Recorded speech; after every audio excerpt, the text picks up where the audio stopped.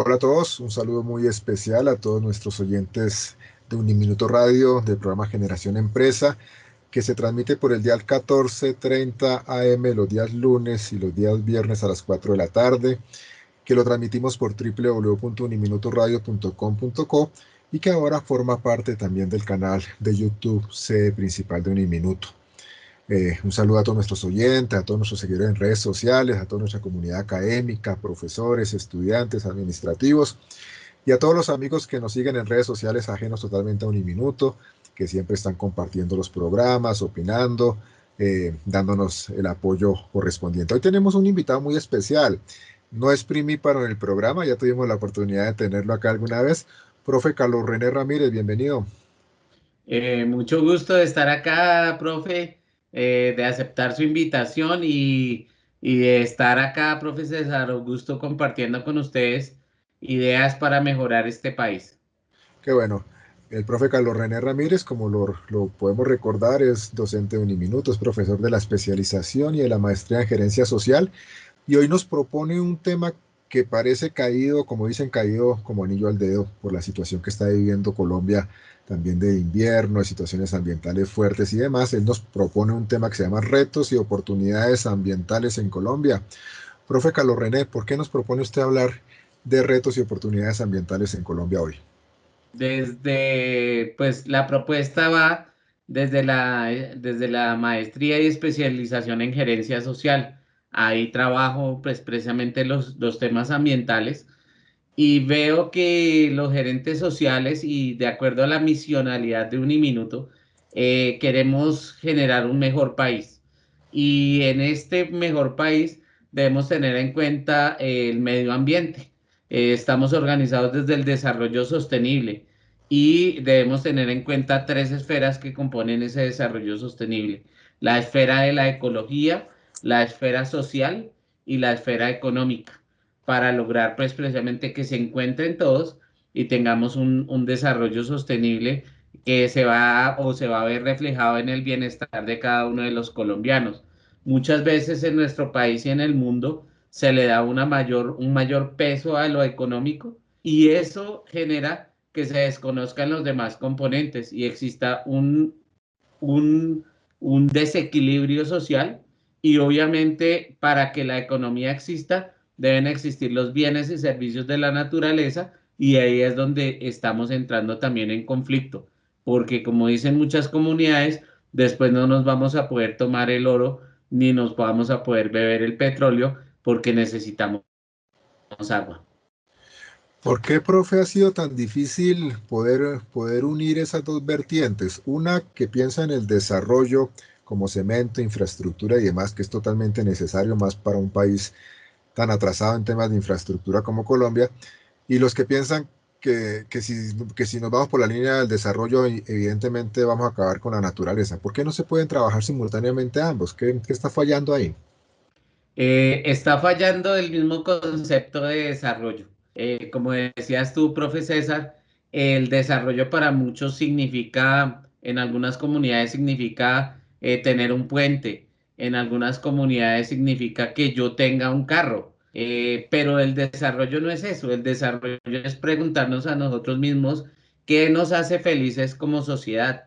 Entonces, en ese sentido puede ser más desarrollo tener acceso a la educación de calidad, como hace Uniminuto, o tener acceso a la salud de calidad. Entonces son preguntas que muchas veces se traen recetas internacionales de qué es lo que debería ser desarrollo basado en el cemento, pero no se tienen en cuenta las necesidades de las comunidades y otros tipos de desarrollo de pensamiento. Digamos, si yo voy a entrar con indígenas, de pronto el desarrollo para ellos es completamente diferente si yo entrara de pronto en una comunidad humilde de una ciudad como Cali.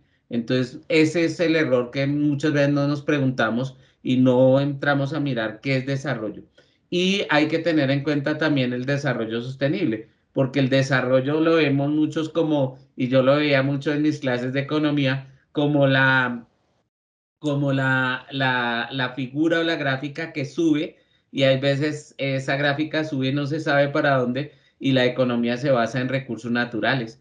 Entonces, de pronto la gráfica no tiene que subir, sino tiene que estar así derecho o incluso tiene que bajar, porque de pronto si yo voy subiendo en la gráfica de la economía, estoy logrando un desequilibrio social y un desequilibrio ambiental. Entonces, esas son las gráficas que muchas veces nos enseñan en economía y hay que preguntarnos si esas gráficas están desarrolladas o están ligadas al desarrollo sostenible. Qué interesante, profe Carlos René. En este programa tuvimos la oportunidad en esta mesa de trabajo de invitar al doctor Arturo Morales de la Universidad UNAM. Y estuvimos hablando dos programas realmente sobre sustentabilidad, sobre los conceptos de desarrollo sostenible, de las empresas, de si vale la pena invertir en temas ambientales y ecológicos y demás. Profesor Carlos René, estamos viendo una situación muy compleja en Colombia, pero es que no es nuevo. Cada año que hay invierno, cada vez que llueve, pasa lo mismo. Nos piden solidaridad, está bien ayudar a la gente, está bien que hagamos un concierto, está bien que tratemos de tender la mano a esas comunidades tan afectadas, pero tengo la sensación clara que no hay políticas públicas de fondo que realmente transformen realidades sociales y que les permitan a esas comunidades pues tener una mejor calidad de vida. Cada año están sufriendo por lo mismo. Sí, señor, pues ahí hay varios elementos a tener en cuenta.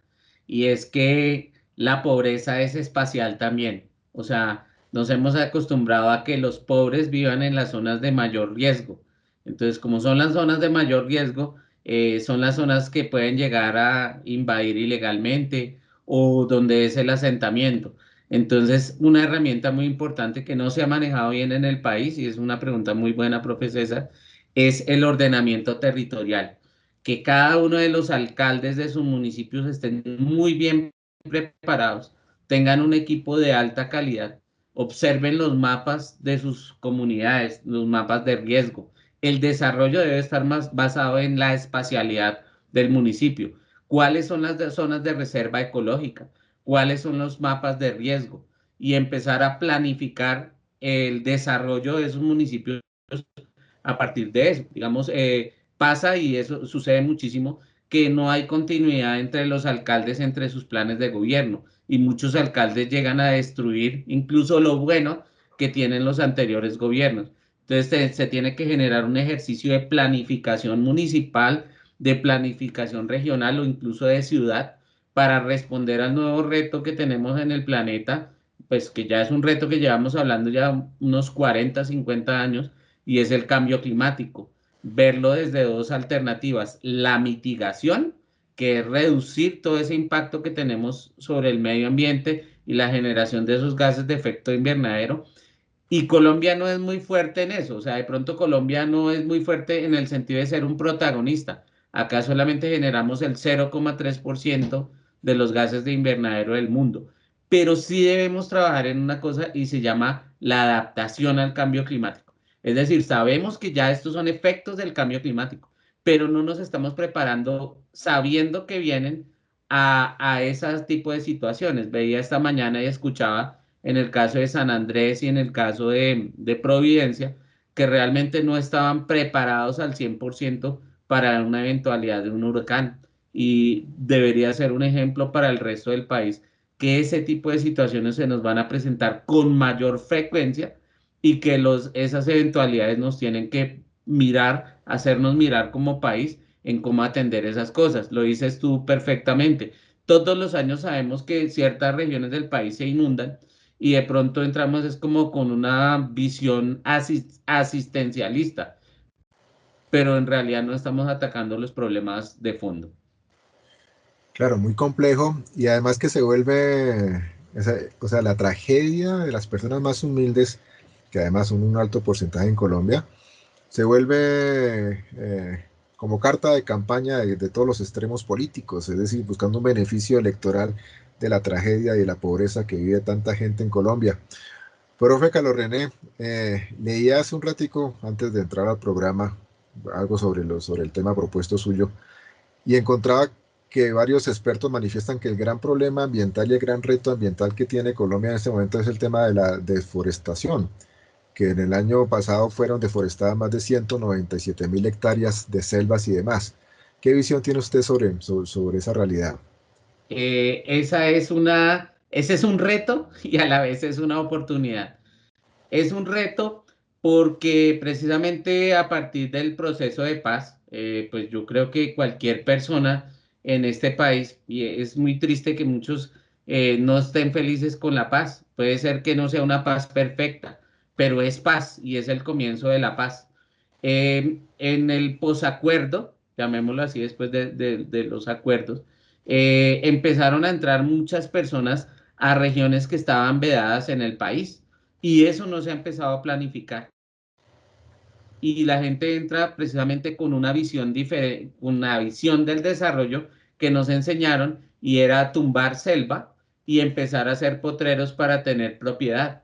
Entonces, si no se atiende eso, la deforestación en este país, con los datos que tú nos mostrabas, empieza a aumentar. Entonces, va a ser un reto grandísimo empezar a trabajar en ese tipo de espacios de la paz que se abren y empieza el colono a llegar digamos, a tener el abordaje tradicional que se ha hecho con el suelo y con el terreno en nuestro país. Pero también es una oportunidad y es una oportunidad muy linda. Precisamente en ese posacuerdo se han hecho 96.000 registros de especies que no se sabían en ciertas regiones del país. Esas regiones ahora se hacen proyectos sociales. Ahorita estoy trabajando en uno con una ONG que se llama Agencia Social y ellos van a entrar a trabajar, a enseñarles surf a comunidades afro en el Chocó. Entonces se convierten esos territorios que antes eran vedados en oportunidades para ecoturismo, en oportunidades también para desarrollo de las comunidades, en oportunidades de conservación. Hay otra cosa y es que podemos conservar nuestros bosques. Eso se llaman bonos de carbono, con lo que tú hablabas también es una oportunidad muy grande. Conservar el bosque nos puede generar que nosotros vendamos esos bonos de carbono a empresas que generan contaminación y esos bosques van a fijar esos gases de efecto invernadero.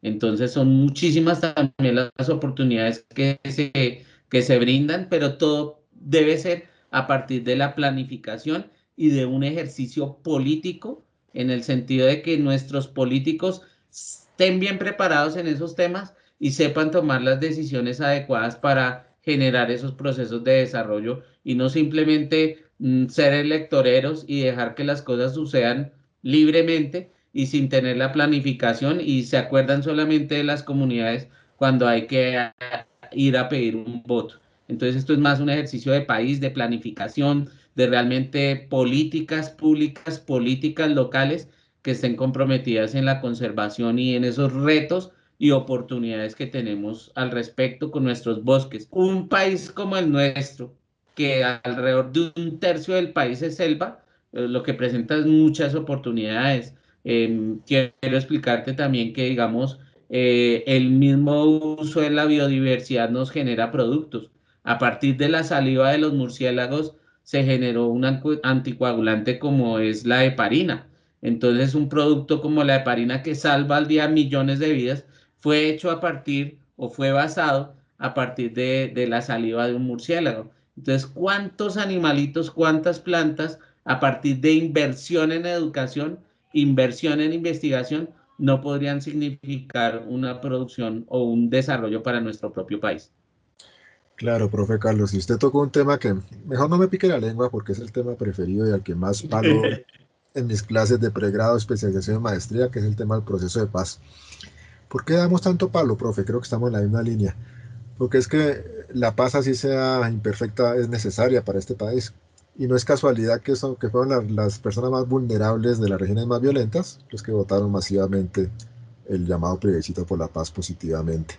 Pero la paz es un conjunto de cosas, no solamente es acuerdo con la guerrilla de las FARC, que es importante, así sea imperfecto, sino es sobre todo justicia social, es llevarle calidad de vida a la gente, es darles oportunidades, es que eso es que el campesino que trata de sembrar no coca sino papa, tenga garantizada la compra de su cosecha, que no pierda plata cada vez que siembra lo legal y entonces tenga la tentación o la obligación de sembrar lo ilegal pues para poder subsistir. Temas complejos, mi profe Carlos. Mejor no me pique la lengua porque no cierran el programa. Pero, pero es por ahí el tema, ¿verdad, mi profe Carlos? Usted que es experto en el tema. El tema es de justicia social y es de cambiar realidades de una gran cantidad de personas que, como lo escribo yo y lo expreso en mis clases, nacen pobres, sus hijos van a ser pobres y sus siguientes generaciones van a ser pobres. ¿Por qué? Porque nunca les cambian las realidades sociales de oportunidades. ¿Qué opina usted, profe? Sí, ahí hay un gran desequilibrio. Digamos, muchos hablan que este país es un país neoliberal o que tiene neoliberalismo. Yo lo veo más bien es que estamos como en un sistema feudal, donde, digamos, las oportunidades, el que nace pobre sigue siendo pobre si no se interviene. Ahí es donde yo veo también la posibilidad de Uniminuto. Yo soy paraacadémico del Ministerio de Educación y he viajado por muchas regiones del país antes de trabajar con Uniminuto.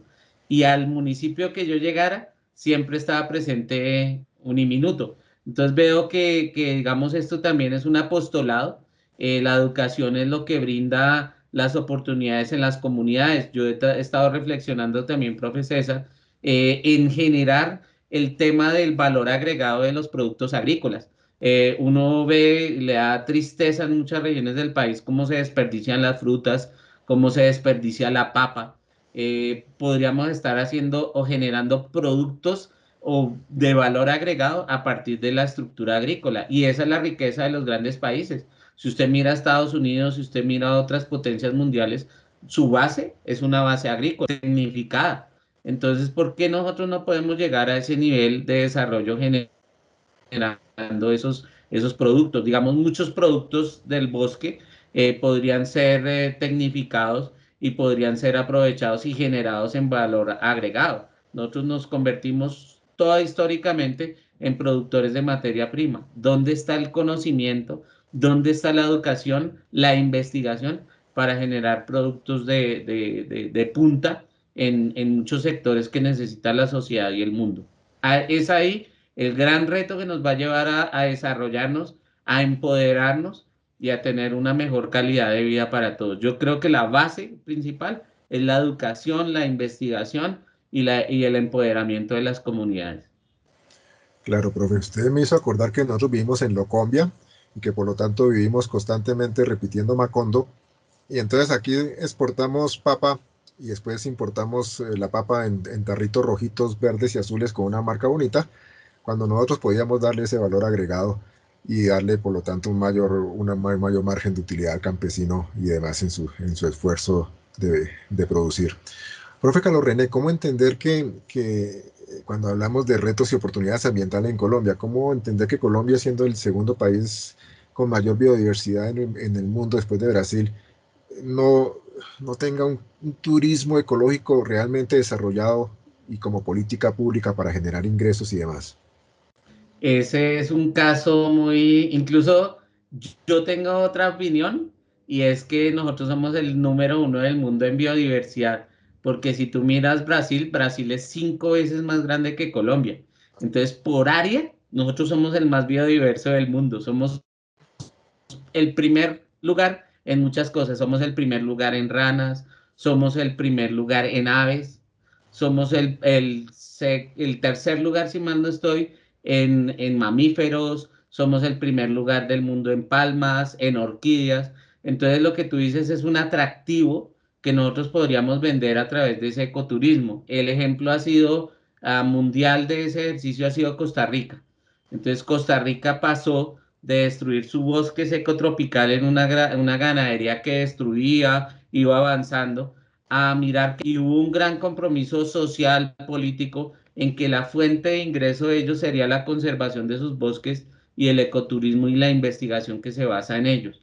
Entonces, en eso contribuye la paz porque ya no nos ven como un país violento, un país conflictivo, sino un país que empieza a crecer, que empieza a resurgir. Y yo lo veo con las visitas de muchos extranjeros. Yo he tenido muchos amigos que han venido acá del país, sobre todo de Francia, y se llevan una imagen y una cosa completamente diferente y unas experiencias de vida. El que viene a visitarnos se lleva una experiencia de vida, porque nosotros somos buenas personas, somos cariñosos, somos muy queridos y nos falta es otro poquito más de paz, otro poquito más de inversión no, y también como una que respete y valoremos ese turismo y solo nos falta eso porque lo tenemos todos, tenemos ríos, tenemos páramos, tenemos mar, playas hermosas y hay que potenciar ese tipo de desarrollo. Ahí es muy importante empezar a entender en la planificación del país cómo vamos a atender ese turismo, ¿no? Cómo vamos a ofrecerles bienes y servicios, servicios turísticos, unas artesanías de un nivel muy alto, acá lo hay, pero entonces cómo hacemos bien o hacemos mucho mejor ese tipo de producto, el tecnificarnos muy bien y el ofrecer, digamos, alimentos de una excelente calidad, reconociendo lo que nosotros tenemos. Entonces, es muchas estructuras que se pueden desarrollar, se genera desarrollo y se generan oportunidades para las comunidades.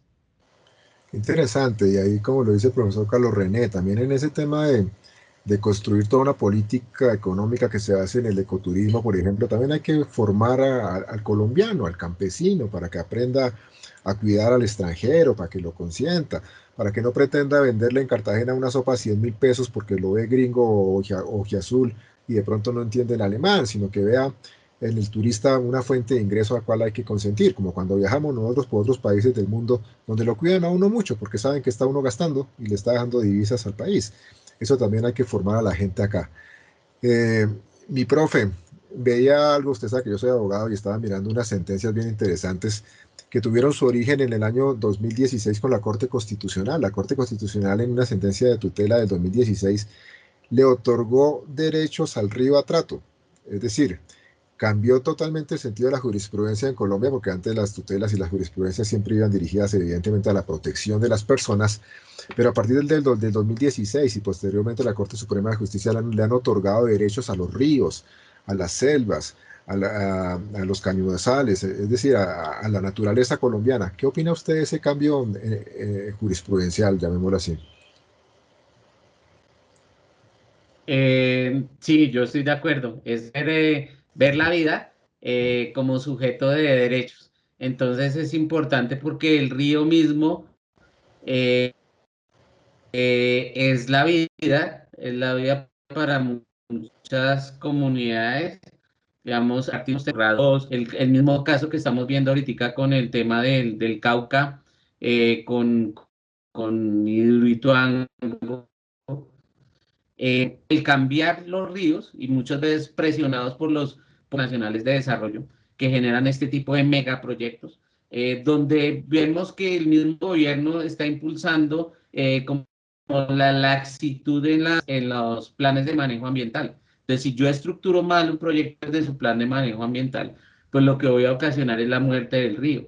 Y si esa muerte de ese río también va a significar la muerte de la economía del lugar. Digamos, en los proyectos hidroeléctricos, lo que la gente no sabe es que aguas abajo la pesca se pierde, porque muchos de los peces, digamos, de nuestras regiones funcionan como lo que nosotros vemos en las películas que suben los salmones. O sea, ellos van aguas arriba y eso es lo que conocen los campesinos como subiendas. Y si el pez va a subir, pues ¿qué se va a encontrar? Con el proyecto hidroeléctrico.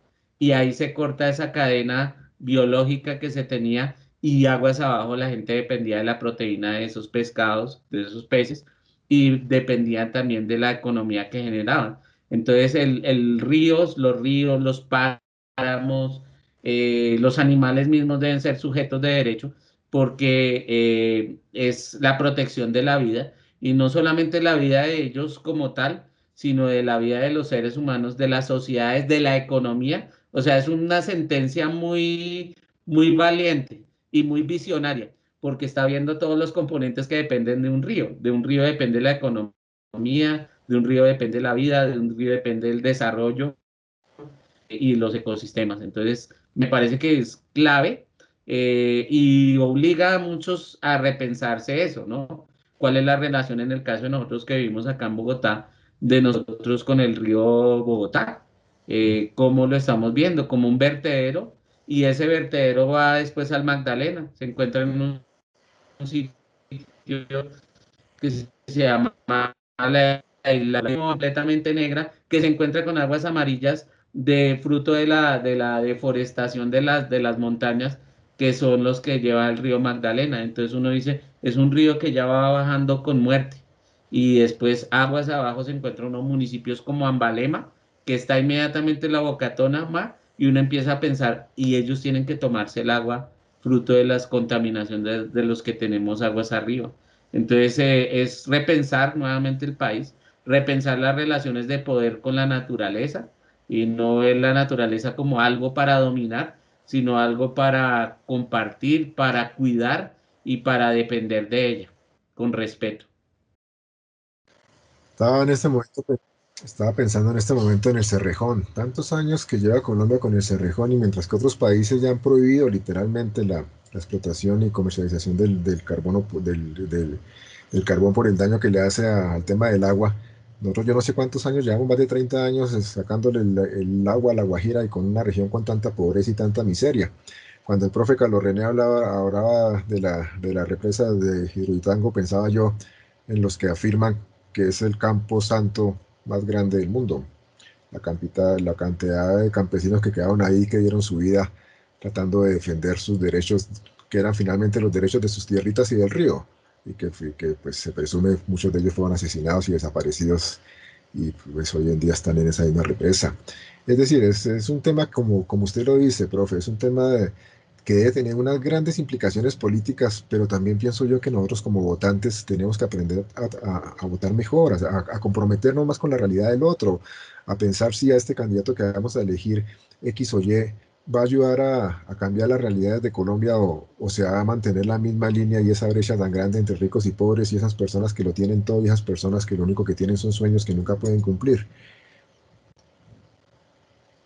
A ese respecto, me recuerdas mucho, yo soy docente también de la educación pública de la ciudad y en una clase estas de medio ambiente me hizo un niño una pregunta muy grande. Me dijo, profe, ¿qué es lo mejor que podemos hacer para el medio ambiente? Hubo unapada grande y es de esas preguntas complicadas que a veces le hacen los niños a uno. Y me puse a pensar, caché, reflexioné y le dije, mijo, lo mejor que puede hacer uno es votar bien y enséñele bien a sus papás a votar bien, porque las decisiones de los políticos, de un presidente, una lectura toda la vida. Si nosotros ahorita tomamos alguna decisión como país, esas consecuencias van a ser mucho más grandes, infinitamente más grandes que de pronto bañarse en 5 minutos en una casa. Lo que tú dices, en un río yo puedo hacer todo el esfuerzo posible con mi familia para ahorrar agua, pero en un solo proyecto megaminero pueden acabar con un río entero, ¿sí? Como lo estamos viendo ahorita que acabamos el lago interior de Colombia. Yo vi esa noticia también, profe, de ver un sitio que yo amo tanto, que es la zona de Aquitania y el lago de Tota, y de escuchar que el eterno que se llama así de Colombia estaba contaminado con plomo, la verdad, uno se le llena el corazón de tristeza y saber que mucha gente va segunda y cuáles fueron las decisiones políticas que permitieron que se presentara eso. Entonces yo creo que la principal responsabilidad ambiental que nosotros tenemos es leer los planes de gobierno de todos los candidatos y candidatas que se presenten a los cargos de elección popular, porque ahí es donde también ejercemos un activismo ambiental y logramos un mejor país y logramos los cambios que queremos, porque hay que leer eso. Por eso muchos dicen que lo que más vende es montarse en una... Y de pronto hay veces caemos en eso, ¿no? Miramos a alguien que va en una bicicleta y tal, y nosotros ya creemos que eso es ambientalismo, pues está bien, o sea, estamos en intereses. ¿Quiénes están haciendo lobby porque tal o X candidato gane? Entonces ahí viene una pregunta grande que se estaban haciendo el otro día. ¿Debería prohibirse el que en las campañas políticas las empresas privadas hagan aportes? Porque ya sabemos que yo doy un aporte y en realidad yo estoy esperando algo. Y se han hecho mucho lobby y se ha obtenido mucho a partir de apoyar a X candidato y de su plan de desarrollo, que pues obviamente tienen intereses. Entonces debería ser la financiación pública y sabemos que nadie va a poder que estén concentraciones de poder y decisiones. Decían los romanos, mi querido profe Carlos René, que cada pueblo se merece a sus gobernantes, y yo creo que eso sigue teniendo total vigencia, y sobre todo en un pueblo tan abstencionista como Colombia, es decir, en donde no nos importa para nada ni siquiera la suerte política del país. Cuando más del 50% es abstencionista, es una señal de un pueblo apático que no le interesa su realidad ni la realidad de otros. Y desde ese escenario tenemos que comenzar a cambiar, pues, precisamente esas formas de ver la política y intervenir en política. Profe Carlos René, oportunidades ambientales en Colombia. Menciónenme algunas oportunidades ambientales que usted, tan estudioso del tema, ve para Colombia. Bueno, no, las oportunidades son muchas. Yo veo oportunidades ambientales a partir de entender el territorio, ¿no? Entonces nosotros en la parte norte del país, que tenemos una radiación solar, yo he mirado los mapas, que son mapas generados por la NASA de radiación solar, y son unos de los sitios de la Tierra con mayor radiación solar. Y es ideal para montar y en un desierto como tal uno no va a generar un impacto ambiental tan grande para generar proyectos de energía fotovoltaica. Si usted mira, coinciden también los ciclos de viento y la velocidad del viento es una de las más grandes que hay en el país. Entonces también serían sitios ideales para la producción de energía eólica. Nuestros ríos, somos pasamos, mire, esos datos que también puede ser triste. Pasamos de lo que nos enseñaban en el colegio, que éramos el segundo país del mundo en recursos hídricos, y estamos, y mal estoy ahorita en el puesto 14. O sea, todos los días estamos perdiendo un río, y ese río, si usted lo ve, es desarrollo, y ese río, si usted lo ve, es dinero para el país. Entonces, la conservación de nuestros ríos, de nuestras cuencas, pueden ser también oportunidades de desarrollo. No megaproyectos, pero sí pueden haber unos microproyectos que respondan a la energía hidroeléctrica. El carbón mismo, como tú decías, eso estaba hablándolo yo en mi clase, me remontó a la clase del sábado pasado de maestría. Decíamos si entrábamos en un conflicto. Yo les decía, mire, quemar carbón hubiese sido incluso mejor que haber hecho un proyecto hidroeléctrico. Entonces muchos decían, uy, ¿cómo así que tú estás diciendo eso que quemar carbón? Tenemos carbón, podemos fijar un proyecto bien montado, digamos, de este tipo térmico. Y si se hace el manejo adecuado de los gases de las emisiones, hubiese sido menos impactante que anegar una selva entera, anegar gente, como tú decías, conflictos sociales, una inversión enorme que no ha producido el primer kilovatio, si mal no estoy, tú me corregirás, creo que no ha producido el primer kilovatio. Entonces, pudo haber tenido un proyecto, digamos, térmico de mucha menor espacio de afectación, que hubiese afectado menos las comunidades, que hubiese afectado menos el entorno, y no tener un bosque sepultado, gente sepultada ahí en el agua que van a estar liberando carbono, que se no me va a seguir fijando carbono, y pudo haber sido mejor eso, aprovechar, digamos, de una manera bien eficiente tecnológicamente un potencial que tendríamos, que es el carbón. O sea, lo que para muchos son como los diablos y los malos, si uno con ingenio y creatividad los hace, pueden ser motores de desarrollo. La otra oportunidad obviamente es el ecoturismo, yo estoy muy enamorado de eso.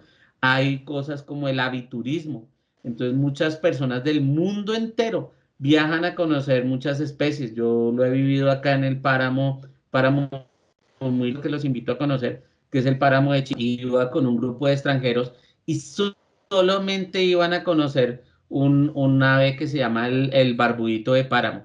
Y tuvimos la fortuna, hay gente que va muchas veces y no lo ve, y en esa vez nosotros lo vimos y se nos posó un montón de tiempo, y para mí fue una experiencia casi espiritual porque todos iban viendo o esperando a conocer ese barbudito de páramo. Entonces, en eso hay oportunidades también en ese aviturismo, en los productos del bosque, como yo te decía, ¿quién quita que de pronto, bueno, ya está pasando, las ranas, esas dardo, las ranas naranja que todos conocen, la Dendrobates terribilis, en esa toxina que puede estar en la respuesta a muchas enfermedades autoinmunes, puede estar la respuesta a procesos inflamatorios. Entonces esas toxinas y el estudio de esas toxinas pueden llevar a unos productos que están pidiendo la naturaleza. Otro ejemplo que te voy a dar es el de no sé si ustedes han visto las cerbatanas con las que disparan los indígenas. Ese es un compuesto, se me está escapando ahorita el nombre, de la D-tubocurarina, el curare. Entonces el curare es un bloqueador del sistema nervioso y para el corazón y en los pulmones del animalito donde le cae. Por eso el indígena lo dispara, el mico se paraliza o el ave cae. Si se usa en dosis muy bajas, paraliza el corazón durante las cirugías a corazón abierto. Entonces es una oportunidad muy grande desde el tipo biotecnológico que tienen nuestros bosques que están ahí escondidos y muchas veces es muy triste porque la motos y el fuego es más rápida que la investigación que podemos y de los productos que podemos sacar de esos bosques. Las familias guardabosques, que también fue un ejercicio que se hizo en la presidencia de Santos. Hay cosas buenas que hablar, cosas malas que hablar, pero ese ejercicio de las familias guardabosques que cuidaban el bosque, lo cultivaban para fijar carbono y para que los bonos de carbono internacionales pudieran generar conservación en esos bosques. Hay alternativas también, la otra vez veía en la selva amazónica, donde tú pagas por sembrar un árbol, te van enviando la información de ese árbol como adoptar a un niño, que uno adopta niños para su desarrollo. Entonces lo mismo es con un árbol y se pueden hacer negocios, digamos, alternativos, creativos, que muchos de nuestros estudiantes, y esa es una apuesta que hace Uniminuto también al emprendimiento, podrían estar pensando con la biodiversidad de Colombia para conservarla y también para generar valor agregado y negocio. Profe Carlos René, tengo la sensación de que nuestros queridos muchachos, que en el caso de Uniminuto son más de 100.000, y son un ejemplo, una pequeña parte de la juventud del país, parece que hay un despertar en ellos, ¿cierto? Parece que hay un despertar social, parece que hay un despertar en la conciencia ambiental. Eh, ¿qué, qué visión tiene usted del futuro de Colombia desde el punto de vista ambiental? ¿Vamos a acabar con lo poquito que nos queda o hay esperanzas?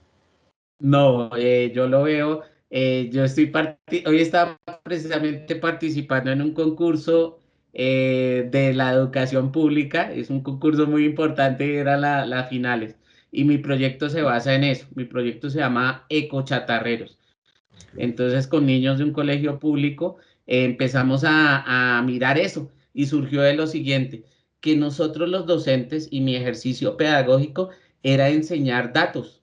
Y esos datos son muy tristes, es verdad lo que su merced dice. O sea, empezar a pensar que si suben 2 grados empieza a cambiar el clima del planeta, empezar a pensar cuántas hectáreas de bosque se destruyen al diario. Pero yo que veía al final de ese ejercicio de la educación ambiental tradicional, que salíamos tristes, que de pronto nos aprendíamos el dato en una clase, pero no quedaba nada. Entonces empecé a hacer otro abordaje, que es el que yo te comento con los ecochatarreros, y es empezar a crear ideas y propuestas de solución. O sea, no hay una frase que me ha marcado que es de Ross Perot, que dice, el ambientalista no es el que dice que el río está sucio, el ambientalista es el que lo limpia. Entonces a mí me quedó esa frase desde que la escuché. Yo dije, sí, yo siempre denuncio, sí, yo siempre estoy contando esos datos, pero ¿qué estoy haciendo? Entonces empecé a hacer el ejercicio con los muchachos y empezamos a generar ideas y a mirar cómo solucionamos desde un ámbito escolar. Imagínate, desde un colegio empezamos a generar ideas. Hemos generado 20 prototipos y ahorita el proyecto que más nos está pegando se llama Luces de Paz. Entonces es hacer lámparas. Acá tengo, bueno, acá la quité, las baterías de los portátiles Suso, empezamos a sacarlas y hay unas baterías muy buenas, muy potentes. Empezamos a sacar ingenio y creatividad con paneles solares pequeñitos y estamos generando lámparas para comunidades humildes. Entonces a la vez es un emprendimiento, pero a la vez cada lámpara va con una carta del niño que la hizo para otro niño del país que no tiene acceso a la energía eléctrica. Nosotros pensábamos, Mientras en mi casa en estos momentos y en la casa de los que nos escuchan pueden haber bombillos prendidos innecesariamente, de pronto una persona no tiene acceso a eso. Hay 2,5 millones de colombianos que no tienen energía eléctrica. Entonces planteamos esa solución con los niños, son lámparas muy económicas, muy buenas. En estos momentos están en Nuquí, se fueron esta semana para Nuquí y para Bahía Solano. Y en diciembre, el 17 de diciembre, viajo a La Guajira a llevar otras 20 y vamos a empezar a hacer como ese prototipo. De la maestría he aprendido una herramienta muy importante y es el crowdfunding o encontrar fondos internacionales. Por eso a mí me ha gustado muchísimo porque me le ha aportado mucho a mi proyecto de vida, la maestría en gerencia social, porque he aprendido eso. Entonces, para mi proyecto, eso que he aprendido dentro de la misma maestría le ha generado como un despegue y una oportunidad. Entonces, yo lo que veo es esperanza.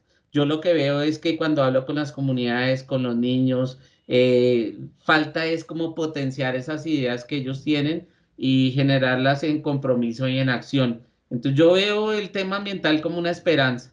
Los datos son buenos.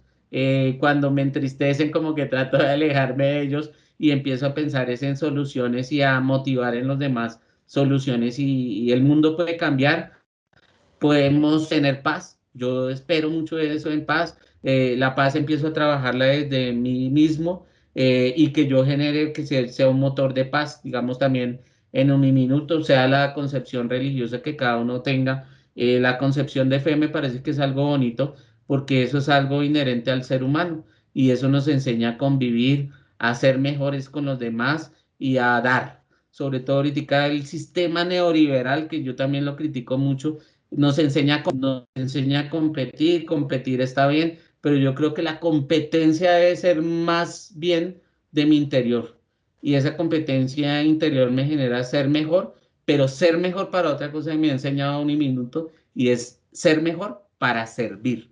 Yo en mi clase sirvo. Yo cuando un estudiante me llama, me pide que le ayude en su tesis, yo le sirvo porque sé que ese va a ser de vida y eso lo va a hacer mejor y va a transmitir ese ser mejor a sus comunidades y a las personas que están con él. Qué chévere, profe. Además me encanta esa pasión con la que usted habla del tema que ama. Se nota que también es un docente de esos que tocan vida. Yo siempre que traigo a colación a mis muchachos cuando después de los años lo escriben a uno por las redes sociales y le dicen, profe, lo extraño, lo recuerdo. Profe, usted tocó mi vida. Profe, que están leyendo sus muchachos. Profe, recomiéndeme un libro. Cuando eso pasa con los muchachos con el paso de los años, como estoy seguro que pasa con usted, quiere decir que uno está haciendo algo bien. Profe Carlos René, el tiempo en radio se nos pasa volando más cuando estamos charlando tan sabroso. Y en este momento del programa siempre le pido a mis invitados que le envíen un mensaje, por favor, a nuestra comunidad académica, a nuestros estudiantes, profesores, administrativos, a todos esos literalmente centenares de personas que nos siguen en redes sociales y que están pendientes de este programa. ¿Qué mensaje le quiere enviar usted hoy a todos? Había una frase pensando yo no sabía que ibas a preguntar eso, pero toda la charla he estado pensando en una frase de Gandhi, ¿no? No sé si sea textual, porque me perdonan que yo a veces tengo mala memoria, pero dice algo más o menos así, que el mundo es suficientemente grande para cumplir las necesidades de todos, pero infinitamente pequeño para el egoísmo de algunos. Entonces, en eso hay que pensar mucho cuando miran el medio ambiente, entonces, que mucha gente es rica pero quiere ser más rica a partir del sufrimiento y de pasar por encima de los demás. Pero el mundo es suficientemente grande para que todos vivamos bien, para que todos seamos felices y es como esa relación que todos debemos tener, un corazón generoso, un conocimiento grande en ese cerebro, pero para el ego, sino para servir. La lección principal, yo creo que en la vida a que venimos, a servir a los demás, a ayudar a dejar este mundo mejor. También fui Boy Scout y a mí me enseñaban, no lo he podido decir, en estos días lo pensaba, y yo decía, ¿por qué? A mí me enseñaban que estaba uno siempre listo para servir y uno usaba una pañoleta y el nudito de la puntita no debía desabrocharlo cada vez que usted ayudaba a alguien. Entonces, todos los días, por lo menos, usted le ayudaba a dos personas. Y yo no sé, eso como que le queda a uno en los genes. En realidad todos debemos servir y ayudar y ser mejor ciudad, ser mejores seres humanos y mejores ciudadanos. Qué bonito mensaje, qué bonitas palabras, qué bonito testimonio de vida. También me uno a las palabras del profe Carlos René, como siempre en este momento, saludando a nuestros oyentes del dial 1430 AM, que nos escuchan los lunes y viernes por Uniminuto Radio, a todos nuestros seguidores que nos ven y nos escuchan en los podcasts en www.uniminutoradio.com.co o que ven nuestros videos en el canal de YouTube y en nuestras redes sociales. Un saludo siempre de optimismo, de gratitud a Dios por tantas bendiciones y sobre todo, como tal vez nos lo insiste mucho el profe Carlos René, de ser empático, de colocarnos en los pies de los demás, en las necesidades de los demás y en recordar que muchas personas realmente necesitan de nuestras manos y de nuestra ayuda y de una palabra de ánimo, y más en estos momentos y en este año tan complejo que ha habido tanta gente. Un abrazo especial para todos. Ya casi estamos cerrando también este año de Generación Empresa. Estamos en nuestras últimas emisiones, pero si Dios quiere, el otro año y nos da la oportunidad, estaremos por acá acompañándonos como siempre cada semana. Un abrazo, un saludo especial para todos y una palabra de gratitud al profe Carlos René Ramírez. Qué chévere programa, aquí bienvenido siempre. Y profe, con todos los proyectos que nos comentó, aquí Generación Empresa, por favor, siempre nos dice y nos pasa la primicia de qué proyecto está haciendo, de qué se inventó, de qué están haciendo con sus muchachos y lo compartimos para que toda la comunidad lo conozca y lo apoye, ¿vale? Un abrazo para todos, cuídense mucho. Gracias.